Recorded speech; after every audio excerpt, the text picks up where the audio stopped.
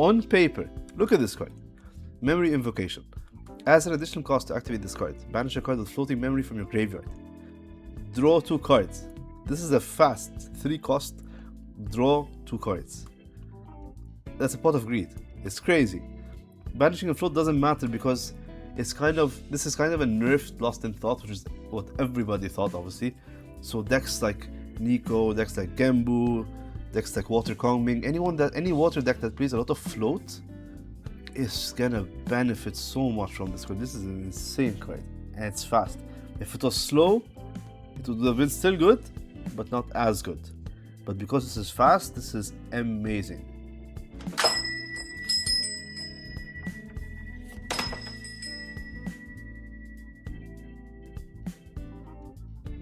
So we just had the Asphodel Paradise reveals just over the weekend, right after the Nationals was done, and I just wanted to share some thoughts before, while things were fresh in my mind basically. I mean, it was a very interesting stream. We were actually in the store, we were actually playing a tournament, we paused it, we just all gathered around the TV and started discussing and waiting in anticipation. It was really cool. But yeah, just while things are fresh in my mind, I just want to quickly go through the reveals of the stream. I'll just skim through them very quickly, won't take too much time. First off, obviously we have the BNR list. So we had the one hit. So obviously we have Ranger Strides finally hit, done. Don't have to worry about this anymore. We're finally free from this card. What surprised me, however, is that there's no more changes. That's it. There were no more other changes to the list. I mean, we expected Reliquary, we expected Crucible, but I guess Crucible is fine because Razorgate kind of is phased out of the meta, mostly I guess because of Wind Crux and people just preparing for that deck now. But yeah, let's see. I mean, overall I think with this ban list, what's gonna happen is we're gonna go back to level 3 decks for the rest of the RDO season. Especially now that we're done with Razorgate for the most part, we're done with Diana. There will be some like spatterings of aggro decks here and there, maybe like some fire aggro decks, maybe some suited here and there, but I don't really see it being such a dominant force. In the meantime, however, we had some changes to Proxy's Vault, as you can see. So this, I was surprised. I was like, oh really? You're gonna nerf Clarent? I guess makes sense because, I mean, preventing 2 damage every time you remove a durability counter for the rest of the turn, non-combat damage, that's really good. That's really good. And especially against decks that really rely on that, it can be very oppressive. So fine, I guess. And now that you get, especially like, we're seeing it prominently with Wind Crux, where you can basically loop this card with Ayla. You can suppress it, bring it back, it resets the counters, blah blah blah, all that. So that's fine. But then this was really surprising. We had a buff to Reciprocity. That's so cool. That's so cool. It goes to 0 cost. You can pay 6 to activate it. For your material deck, costs 3 less for every domain, non-token domain, obviously. So if you're playing domains, this is very easy to bring out. And then, instead of removing durability counters, once you're level 2 and you're Tony, you just tap it and negate an upkeep trigger and summon a token. That's so cool. You can keep doing this now, and you don't have to like be limited by the 3 durability that you used to be limited to before. I used to play Water Domain Tony. It's really cool, and I really hope this puts it back on the map, or puts it on the map in the first place. I mean, it was never on the map. Anyway, yeah. And then another surprise. This Rai, a Rai Proxia's Vault card. Endure or Imagine. That's cool. I mean, I won't I'm not a Rai player myself. I don't know much about this deck. I know how much people love this card, this deck. I mean, but yeah, this is very cool. I think it's gonna give Rai players a lot of renewed hope, which is cool. I mean, Rai needs a bone, to be honest. It's been a very neglected champion. He's been a very neglected champion for the longest time. Even though we see like some placements here and there, but yeah, like him, like some Nico decks, Tristan, like these decks have kind of fallen off, so they kind of need a bit of a push to stay relevant. So yeah, this is really cool. I mean, I can only imagine what people are gonna do with this card. And yeah, that was it for Proxia's Vault. Then we have the reveals. So I had some time to think about these. I think they're very cool. Very, very cool. Especially Dante. I think Dante is especially cool. But I also like this static mechanic with Lorraine. Lorraine is interesting, and I love this level 2. Hold on. This level 2 Lorraine, I don't know, on paper, this effect reads like crazy. Like banishing random cards, which advances your arcane strategy, and then lets you put durability counters on the sword you control, and increase its damage for the turn. So that's a lot of effects. That's really, really solid, to be honest. I don't know if it's as good as the original level 2 Lorraine, but this is quite up there, to be honest. I could see this being played perhaps in Crux, maybe. I'm not sure. I don't think so. I'm actually banishing cards. You don't really want to banish cards, but it does advance your alt win con. Yeah, I'm not sure, but yeah, I think overall really cool. I don't see like outright the win con. Like I saw the level 3. Obviously we have the level 3 Lorraine with the static mechanic. Very cool, very, very cool. It's kind of like thematically, it's like they're building like kind of a chain reaction of electricity between them, and then whenever they inflict damage to you, they touch you or whatever, they kind of zap you as well, and that's really cool mechanically and thematically. But yeah, I don't see, with the card that were revealed, I didn't see the line, you know. I didn't see like yeah, this is selling me on this archetype, on this arcane Lorraine. But we'll see. I'm sure some better players will figure something out. So there's that. Some cool cards here and there. I mean, we have a weapon, obviously, some allies here and there, but yeah, nothing really stood out to me in terms of Lorraine. However, obviously we have the CSRs. They're gorgeous. They're so pretty, and Lorraine is the poster child of GA, no doubt about that. And then we would go to Dante. Dante impressed me. At the beginning I was like, I don't get it. And even till now, I guess it's, again, remember, this is just a preview, so all we can do is like share conjecture and like speculate. But you know, some things just stand out to you. And one of them is Dante. Dante is very cool. I think relying on the Elysian test subject as a mechanic might be iffy. I mean, they're stealth, so that's fine, not so bad, but we'll see.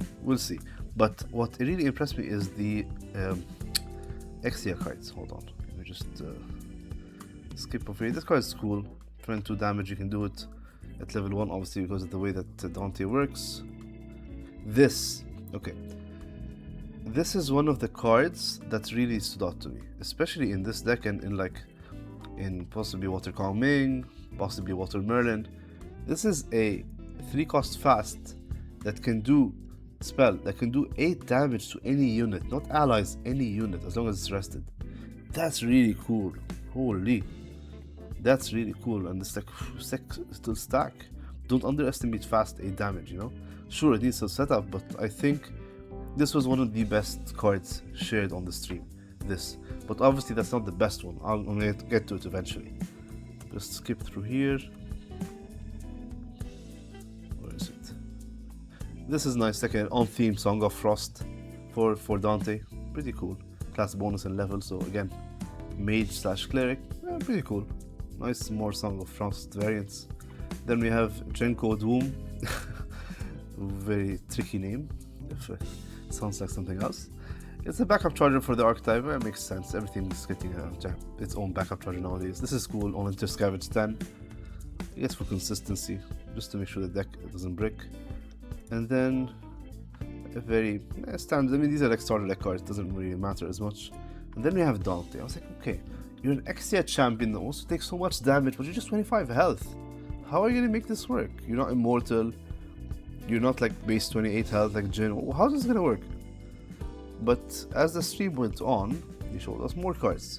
Obviously, this is like it's like its own spell, damage spell. Cool card. Blood Surge. This, not that great. I didn't feel like this was a great card. But maybe, if you can guarantee the kill that turn, I think it'll be cool. I'll eat my words in a few months. We'll see. Then what really sold me on it was these. Especially these two regalias. So as an additional cost, sacrifice an Elysian ally, which obviously you're going to be playing a lot of Elysian allies, I think, in the strategy. And your champion gets plus 5 health. So with this, your champion is now, with Venus Core, your champion is 30 health. And then if you're at 25 damage or more, your alien spell card activations can be negated. So that's an interesting layer of protection for your spells, because you're not immortal, you're hovering near death, you need some like protection for your win con, so that's fine. I wouldn't say it's like too toxic. I think it's fine. It's not as bad as Interdiction. Cough cough. Crimson Vein is another card that really impressed me, because if you're gonna be playing in water, we already see that Water Djinn heals a crap ton, and now you can even capitalize more on those heals with this card. You can keep gaining life basically. So it enters with 3 blood counters, and you get one life, basically one heart, 1 health for every blood counter. So this automatically gives you 3 health, correct? Yeah. So 3, where X the amount of blood counters, so on. Yes. And whenever you cover, you get another blood counter. So with Transfusive Aura, with Pearled Prayer, with so many different heal cards, and any of the new cards in the set, your champion is gonna not be immortal, but Dante is gonna be about like 40 health or something. With this, with both these 2 cards, Regalia cards, whew, it's gonna be impressive. But yeah, these 2 cards give me hope. And even Crimson Vein can probably be played in Djinn. I don't think it will, but that's an option, and that's the fact that it's possible is cool. Yes, the class bonus won't work when it enters, so it'll enter with 0 counters instead of 3, but you keep healing and you keep increasing your health, so pretty cool. So yeah, that's it for the Exia cards. However, this is what really impressed me, and not because I'm biased, because I'm a water player. I know, I'm a water player, and I'm a bit biased, but no. On paper, look at this card. Memory Invocation. As an additional cost to activate this card, banish a card with floating memory from your graveyard. Draw 2 cards. This is a fast 3 cost, draw 2 cards. That's a pot of greed. It's crazy. Banishing a float doesn't matter, because this is kind of a nerfed Lost in Thought, which is what everybody thought, obviously. So decks like Nico, decks like Gembu, decks like Water Kongming, any water deck that plays a lot of float is gonna benefit so much from this card. This is an insane card, and it's fast. If it was slow, it would have been still good, but not as good. But because this is fast, this is amazing. Combo this with the Sapphire Fate Stone, with Fractals of Rain, with any fast speed card that has float. This is amazing. Memory Invocation, in my opinion, is the best card revealed in this entire stream. In my opinion, this is the best card, single best card revealed this stream. Another surprise, Spell Shield Exia, very cool. Prevent all the damage you would take and heal it instead. As if they didn't have enough heal, but yeah, that's very cool. But yeah, Memory Invocation, keep your eye on this card, you're gonna see it pop up. Then we have some cool cards. We have the shields. These shields are interesting, and we have Link Shield, which is basically like a destruction replacement effect. If you play Yu-Gi-Oh, like I'm assuming something like Return of the Dragon Lords or Dingirsu, where if something would die, they would prevent that destruction by like removing something, sacrificing something, banishing something. Similar effect to that. Very cool, and I like this, like how it's on theme, different elements, and how it reflects that. We had some cool cards here. However, Strike Tech W, another card that you need to watch out for. This card is, at least on paper, it looks amazing. Ally Link, so you can link it to any ally. You don't have to control the ally yourself. On enter, if you control it, you draw into memory, so it replaces itself. And whenever you want, you can pay 1 and sacrifice it to return the ally to its owner's memory. What's the point of this? You can loop your own allies, yes. But what's even better is if you link this to a Shenju and pay 1 to sacrifice it, you can return the ally to its owner's memory. That means it goes back to the material deck. That means it goes back to being a Fate Stone. That is amazing. However, obviously, same with Dream Fairy, same with any targeting effect that can actually circumvent the spell shroud of Shenju allies, if they can simply lineage release go to level 2. I know, that's still a threat, but having more options and like the versatility of this card being like a proactive or like reactive card, an offensive or a defensive card, I think is very interesting, and I think don't sleep on Strike Tech W. I think Strike Tech W is very promising, very interesting. It's just a common. That's crazy. Well, we'll see. Maybe, I mean, Dream Fairy obviously is still better, but I think this card has just great potential. Especially, even in draft, I think it's pretty cool. But yeah. Then we have some Harmony and Melody cards. I'm not gonna lie, never been a fan of this mechanic. Don't really care for it so much. But it's cool, they're like idols or singers or whatever. Pretty cool. Then we have automatons. Hold on. I was really looking forward to the automaton support. It's been a while since we got automaton support, and it's cool to have those back. These are like fine. However, the overcharged droid, this like dog creature robot, I think has potential. Because if you play a tribal automaton deck, you're going to be spamming power cells. That won't be a problem for you. You're going to be having a lot of power cells. You might save them, you might sacrifice them to buff your automatons when they attack. But as long as you have two, this card becomes a 3/4 3-drop. Very cool. I think it's very cool.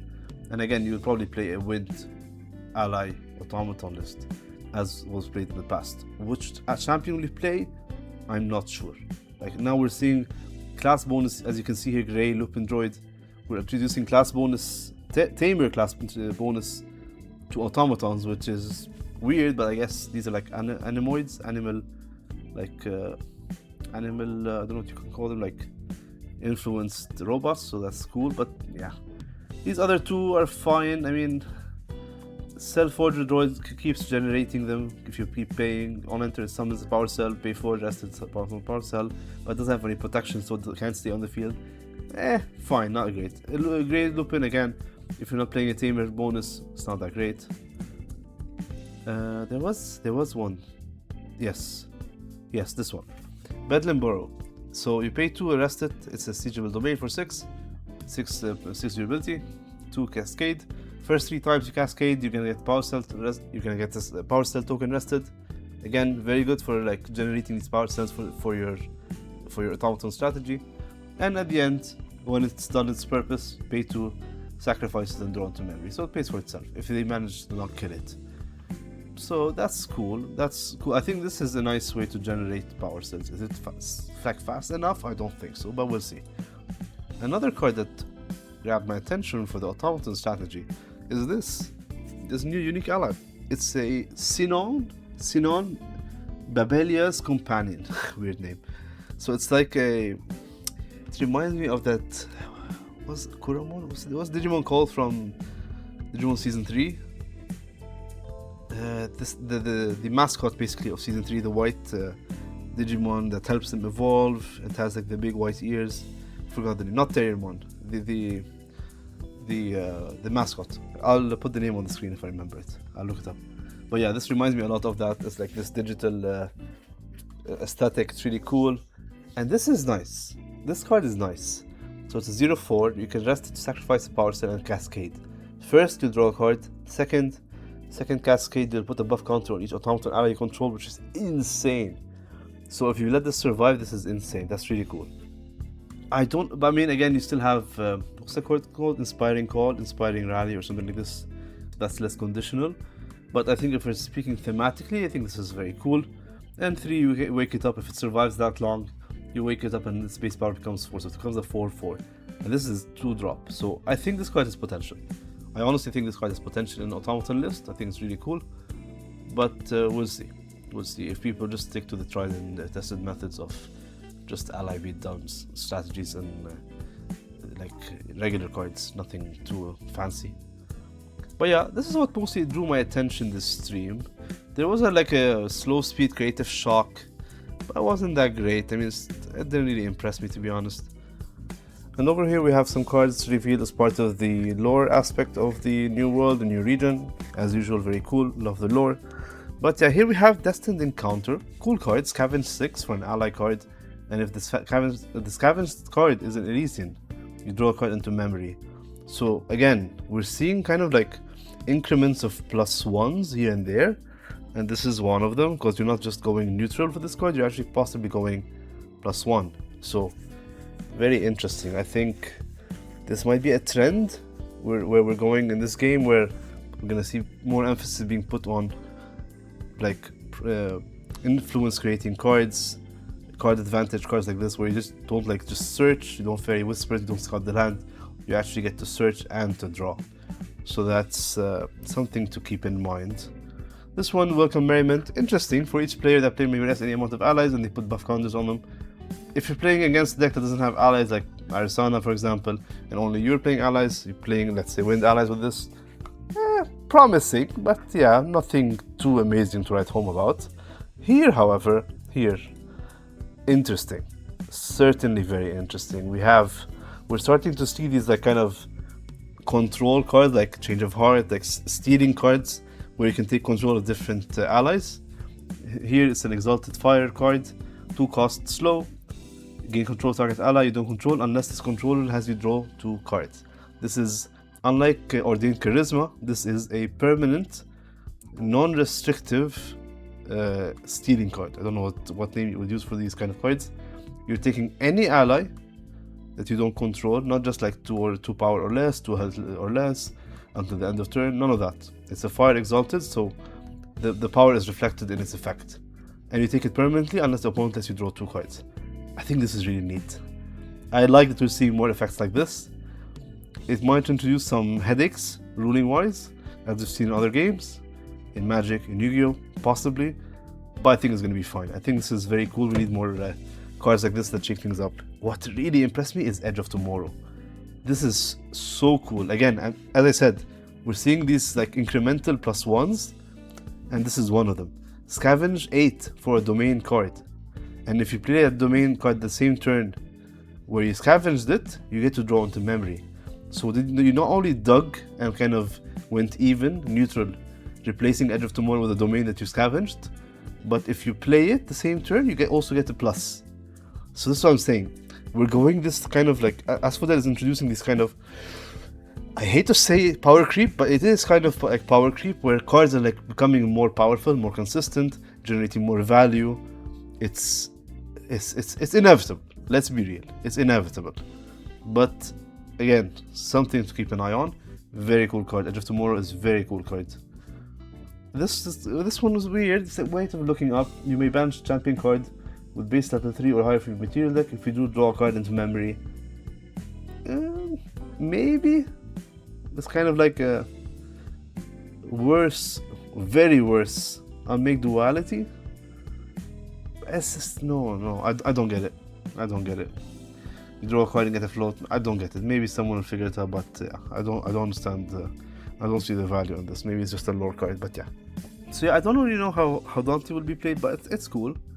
It does. I think it won't like. It's not gonna be like Jin where it does like big chunks of cleaves or like relentless outbursts. It's gonna be like smaller like pings of damage. Like you do the ability, pay 4, default yourself, empower 4, and then do like a 6, 7, 8 power spell over time. You keep like compounding over time. But yeah, so yeah, it's again not a lot to go off on, not a lot, but cool. It's a cool sign of things to come, I'll say that. And with Dante coming as a starter deck right now in the next set, I'm assuming Virgil will be the recollection for the following expansion for Asphodel, but we'll see. So yeah, not much to say. Let me know what you think. I mean, it's nice, not super impressed. I don't know how much this will shake up the meta. These cards will shake up the meta, especially with Lorraine. I have hopes for her, but I'm not sure how yet. But we'll see. We'll see. Let me know what you think. Let me know which cards you're impressed by, and actually let me know what you think about the ban list. Let me know what you think about the ban list, because all of us expected Shrines to be hit. That's a given. But we expected other cards like Reliquary, maybe Oblation, but I don't think they would ever hit Oblation. Otherwise they just completely kill Ciel. So yeah, they wouldn't do it. Crucible didn't happen, even though people were calling for it. But yeah, Razorkin kind of fell off, and they don't want to outright kill the deck. They want to keep some level 1 decks running around. But yeah, we'll see.